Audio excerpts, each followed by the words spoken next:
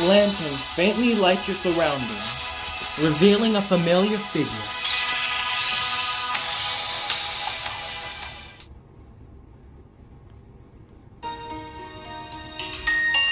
Yeah!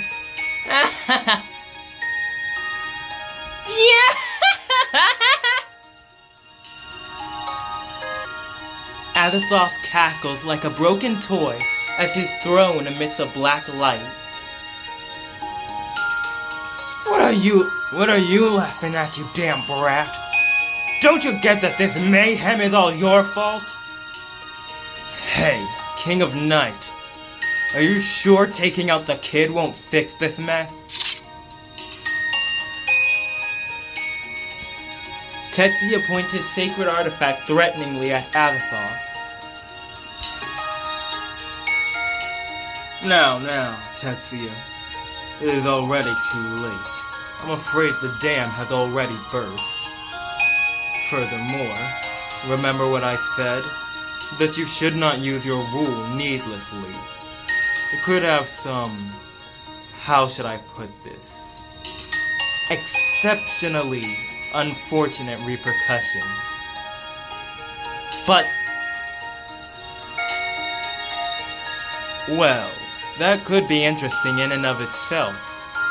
The world presumably desires an exception to appear. Or rather, the organizers of the game have no interest in loops that fail to produce exceptions. I don't get what you're saying. I think I'm better off putting down what weirdos say as a bunch of bunk. But you have no choice but to follow me, Tetsuya. You are so adorable. Truly.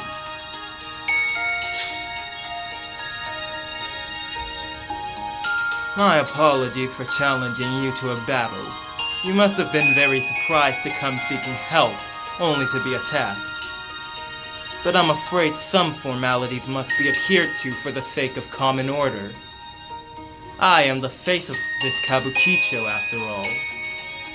However, I must apologize for wasting your and Lee's time. I'm afraid I can be of no help to you. My, don't look at me like that. Professional courtesy will oblige me to comfort you. It is no one's fault. You did nothing wrong. You were only trying your best to survive. That child is a system made to continuously show others their end. Things have ended this way because that is how this game is made, nothing more or less. Strictly speaking, memory itself is limited in scope. However, its influence is great, and its rate of infection even greater.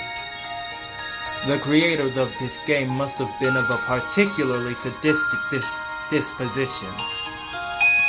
Even if memories of the end are shown to but a few, the effect will spread like wildfire. If those around believe this world will end, this influence will spread to even those without the memory. And when the majority of those within the walls believe it, this Tokyo will come to an end by common consensus. They will lose faith in this world and wish only to once again live out their days of blissful ignorance. Now that you know this, shall we talk about the future? The future? You're saying there's a way out of this dead end? No, I'm afraid our goose is cooked. I'd much rather talk about what will come afterward. Huh? Have you ever thought about why this child is separated from his body? As he speaks, Tsukuyomi peers at the sleeping Yog-Sothoth, lazily sprawled in his throne.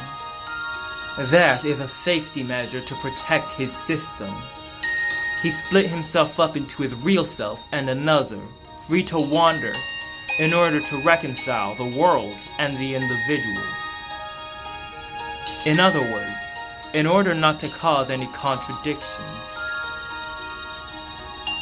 There is one single principle that lies at the heart of this world.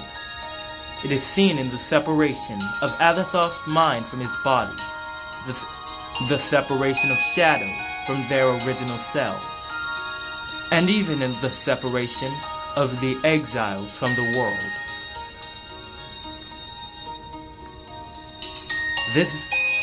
This game has tirelessly excised exceptions in order to ensure that the system known as Tokyo can operate without contradiction. And so what you truly want, your true goal, has become obscured. Let that be your starting point. You should reconsider everything you know from that perspective. Think very hard about what this world truly desires, and what it is that Azathoth really wants. And then, perhaps a path will finally open to a brighter future beyond this coming sorrow. Sorry that I can only speak in riddles. However, these are the only words that I, one who can only leave joy, am able to give you.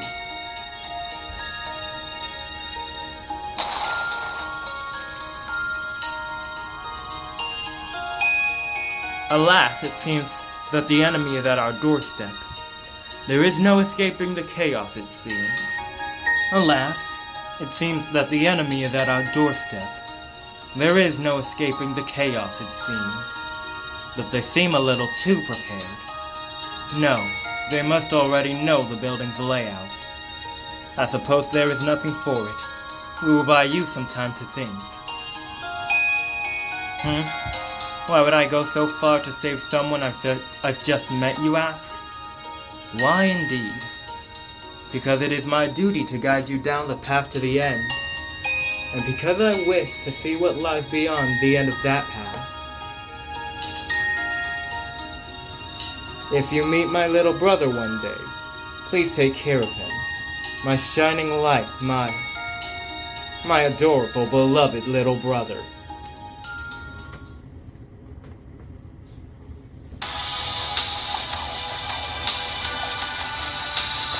Exception separated from Tokyo. Shadows cut off from the world. Shiro gazes deep into your eyes.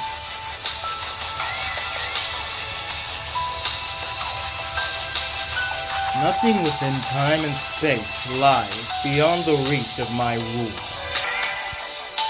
However, what stands before you is but a fragment of myself.